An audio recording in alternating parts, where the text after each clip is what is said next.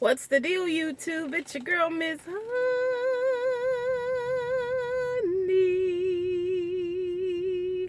Welcome back, welcome back, welcome back, welcome back. You guys, listen.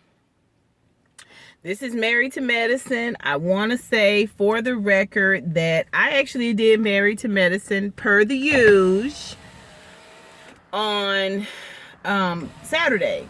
You know, it comes on Friday. I do the videos on Saturdays and get them out and done with it. But then when I was going back and listening to Saturday's video before I was going to upload it, I didn't like it. I didn't. I was like, gosh, I don't think I'm being fair. So I want to be fair. I want to be balanced. And it was bugging me. I just couldn't put that video out. And I felt like I wasn't being balanced. So I'm here to redo the video and talk about what happened on Friday. And I thought about rolling it over into Friday's upcoming show, you know, and making a video like a part 1, part 2, like, you know, episode 6 and 7. But I was like, no, let me just go and talk about it real quick, okay? So this episode, which is season 5, episode 6, that voodoo that you do so well, to me it was a very telling episode. Like, that was one of the reasons why I wanted to redo it, because I felt like there was a lot of things I was seeing there that, you know, I wasn't expressing. We open up with the girls. They're all sort of catching up with the night before, which is Mariah's first entrance into the group, the first time this season, and how everybody kind of felt about it. Toya, you know, little conversations here and there. And all the ladies, with the exception of Heavenly and Dr. Simone, are going to Cafe Du Monde to have beignets. And Simone and Heavenly are going to go and do some other things. Heavenly does not find out until they are at the door of the location that they are going to a voodoo shop. Now, I don't know why Simone thought that that was going to work with Heavenly. I honestly do believe that she really felt like Heavenly was going to co-sign it because of some of Heavenly's behavior. Because typically Dr. Simone would take Dr. Jackie. She knew Dr. Jackie wasn't gonna do it. But, and the reason why I said she did it, because some of Dr. Heavenly's behavior has led her to believe that she would have been down with it. She said as much when she said, you know, Dr. Heavenly was talking about her religion and all of that, and Dr. Simone was like, but you don't walk it. Oh, Dr. Simone had to know that was going to hurt Dr. Heavenly. She had to know it. First of all, Dr. Heavenly is like a lot of people whose bark is worse than their bite. They get their feelings hurt very quickly. Even though she's just like F you, and you know, she just can go in verbally, and like I said, her bark is really ferocious. It hurt her feelings. It really did. It hurt her feelings when Simone told her that. And I think that that was wrong. I really do. Y'all know Dr. Heavenly is not my favorite person. But at the same time, you have to respect people's walk in their own religion. I can't say because you're not doing this, then you not doing what you're supposed to be doing. Everybody's walk is different. I mean, you know, I think everybody's religion has a baseline, has a standard, but, you know, I don't think it's right. I don't think it's right to do that. But anyway, so, and having said that, let me say this. Heavenly cannot argue. She can't. She's either 0 or she's 60. That somewhere in between, she's not great at. She is not great at. I mean, she goes to your mama and F you and all of that, bitch, all of that. She goes to that really quickly. That's her form of arguing. That and storming off. So, when the ladies all get back together collectively after Heavenly had pretty much just, you know, thumbs down that whole idea that Simone had about bringing a soothsayer or a spiritual person to come and talk to the whole group. And Simone's thing is that she was doing it because they've tried everything and none of it has worked. Let's try this. I don't think subconsciously that's what Simone was trying to do. I think Simone subconsciously was looking for answers in her own life. And she and Cecil have tried a lot too. They got married again last year for their 20th anniversary and pledged their love and had a destination wedding and did all that stuff. And now we back on the argument train. So the ladies decide at Dr. Jackie's behest. Y'all know Dr. Jackie is a goody two-shoe. And I didn't really notice. Like, I cut Dr. Jackie a lot of slack because I'm a very controlled person too when it comes to certain things. So I can understand her, and the things that some people get emotional about, I don't get emotional about. I compartmentalize, and some things people just blow off. I'm very sensitive about. So I get Dr. Jackie, and I don't like the fact that people try to make you be and do something that's against who you are regularly. Let everybody just be who they are, right? But Dr. Jackie is a goody two-shoes. You know, she had complaints on the swamp ride. She had complaints on the room. She had complaints at Cafe Du Monde. She had complaints at the crawfish place. Like, yeah. So Dr. Jackie had this idea that they could all get together and have a forgiveness ceremony. Now, prior to this, they all got together at the crawfish place and they had a good time, Mariah included. Everybody laughed and chuckled and kikied, and it was a good time had by all. Dr. Jackie brings up the forgiveness ceremony, so everybody's going to come in together at the end of the day, their last night, in the Michael suite, and sit down and just air it out, forgive it, move on past it. Dr. Heavenly cuts Dr. Jackie off in the middle of her speech about it to apologize to Mariah. Now, I personally think she apologized to Mariah to expose Mariah, because she knew Mariah was going to do what she did. Okay, which was to have absolutely no humility or accountability whatsoever for the ish she does on a regular basis. And so when Dr. Heavenly apologized about the things she said about Mariah's mom, and then Mariah said, well, I can accept that, but I can't accept it on my mom's behalf. That's something she'll have to do in her own time. And but she never said back, I accept that, and I apologize for calling you dusty and dingy and dirty. She never did that. So after, I guess, they had gone around, Simone is talking, because it was very, a short little segment. It wasn't like everybody got a chance to talk or whatever. Dr. Simone was trying to say very tactfully that Mariah doesn't take accountability and she doesn't, return the favor. And so she was being very delicate about it. And of course, Dr. Heavenly, she's always the bull in the china shop. No pun intended. But she says, you always pointing out what other people do to you and how they do it to you, but you don't ever take responsibility for the shit that you do. And Mariah was like, I don't know. I have always, forgiveness is something I too have struggled with.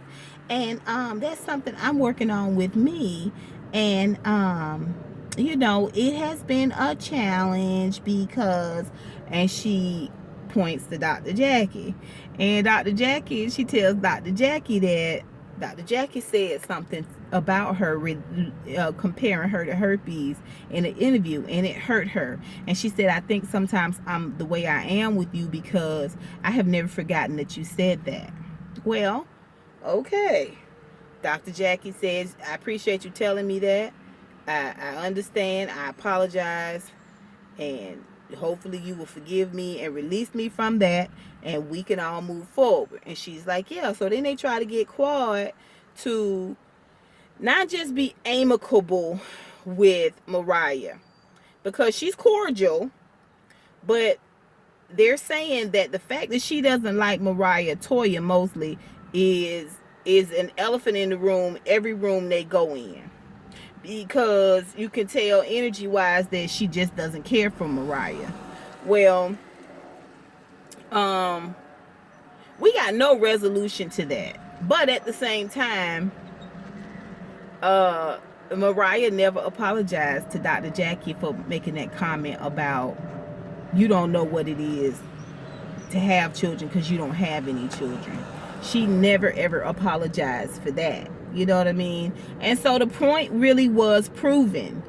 And later on, when they're all at home and Mariah is talking to Lucy, her mama, and she's talking about Quad and how Quad has, attacked her and come against her and all of that, and she's never held any of that against Quad, and yada yada yada, and then Bravo played it back, because y'all know they messy AF, and they played it back, and it did look like Mariah was the verbal aggressor in every conversation that they were having. Quad was like, leave me alone, I don't want to talk to you, I don't want to deal with you, and Mariah was really letting her have it.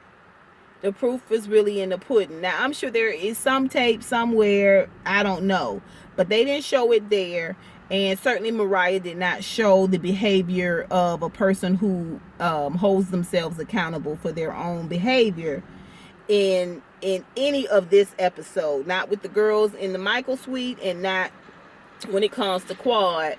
And honestly, being honest about some of the things that you've said and you've done that could hurt Quad, and go ahead and apologize for it. You know what I mean? Like, it just, y'all know I like Mariah, but it just made me see a side of her that I did not care for.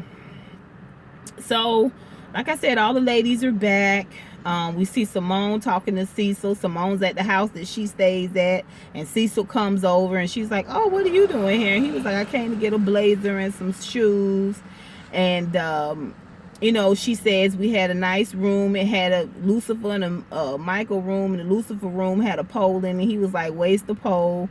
The look on her face looked like it did kind of hurt her feelings. I'm not sure why it would, but it looked like it hurt her feelings, and she's entitled to have her hurt feelings. I really feel like Cecil and Simone need to go on a couples retreat. I don't think it was beneficial for her to leave and go away with the girls for 3 and 4 days. Even though she's filming and she's getting that money, I don't think it was beneficial for her marriage or her family, because she lives in a separate place. That was one of his complaints, is that she's always on the go, or when she gets there, she's working. She's never around. For her to go 3 or 4 days away with her girls and not spend time with her husband, it adds distance. How could it not add distance? You know what I'm saying? How could it not add resentment? And I think they could benefit from a couples retreat, because they are just one verb away from fighting at all times, and it is apparent to me. We see Toya back with her kids. We see Contessa with Miss Renee, and she's washing her daughter's hair up on the counter. That's how I used to wash my niece's hair all the time. Get up on the counter and hang your head over the sink. Oh, I miss those days. I could give her all the sugar I wanted. I love my babies. So anyway, let's see. We got Simone. We got Contessa back at home. We got Mariah talk to Miss Lucy back at the house. Toya brushing her kids' teeth. Let's talk about Quad. I think we ready for Quad. Dr. Heavenly talked to Allura when she got home, and Allura is Allura. Let's talk about Quad and Dr. Gregory, you guys. First of all, Dr. Gregory, I don't know why, y'all tell me if y'all agree with me, remind me so much of George Jefferson when he talked. Like, he is just like,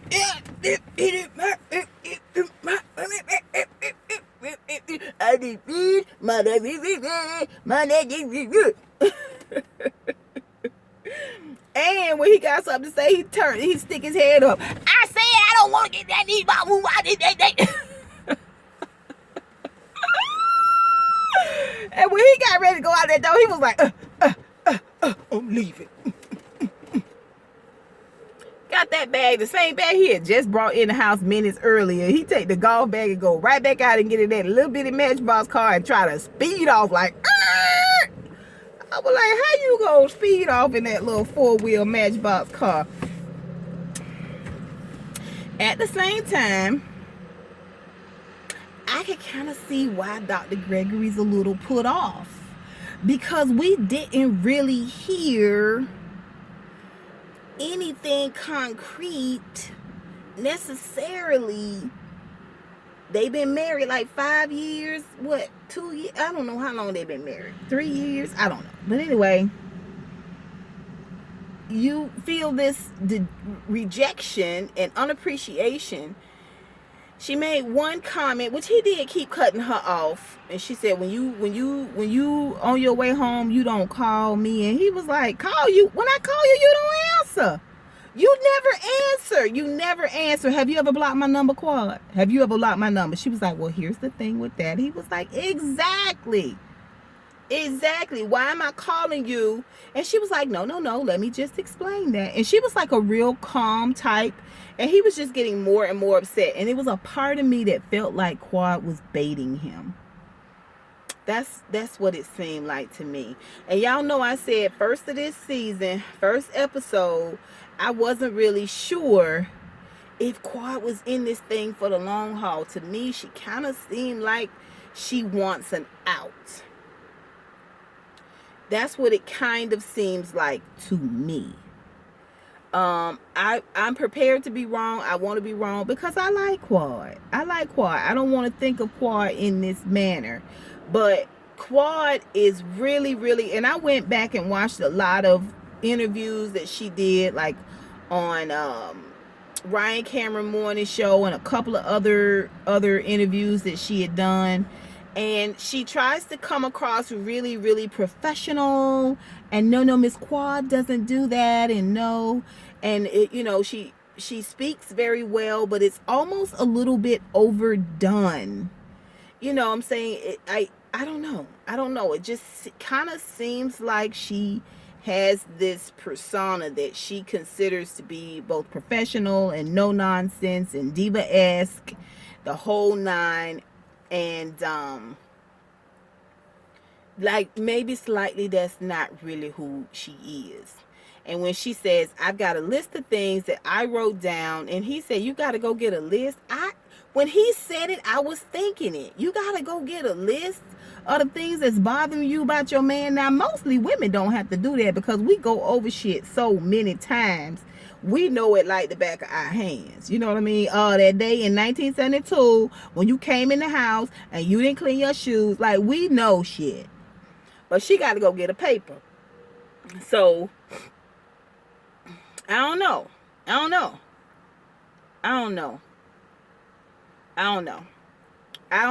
Y'all tell me what y'all think. The argument, first of all, this is yet another argument. The whole situation with her and Mariah and the conversation, it to me, it just went nowhere. That when they were trying to do the forgiveness ceremony. And here's another conversation that somebody is having with Quad, where they're saying, what are your expectations? What's going on? What is it you're complaining about? What's the issue? And she's not able to articulate it. I don't know. Y'all tell me what y'all think. But why my spidey sense going up on Quad? Why? Okay, you guys, that's Married to Medicine. You guys tell me what you think. What do y'all think? What do you think about Quad? What do y'all think about Dr. Dr. Simone and Cecil? I want them to win so bad. I don't know. I think they could benefit from a couples retreat where it's just 3 or 4 days of just them together, beating it, working it out, working through their issues and things like that. And the Quad and Dr. Gregory situation, he was very cartoonish. To me, he seemed just like George Jefferson. But it's a big part of me that felt like Quad is hating him. And I just don't know what to say about that. Although I will say this, for him to be a therapist or a psychotherapist, it's a little odd that he can't argue better than that. He just got, he got beside himself, baby. He was indignant in that mug. Okay, you guys, let me know what you think about it down below. Until next time, honeybees. Mwah, mwah, mwah. I holla.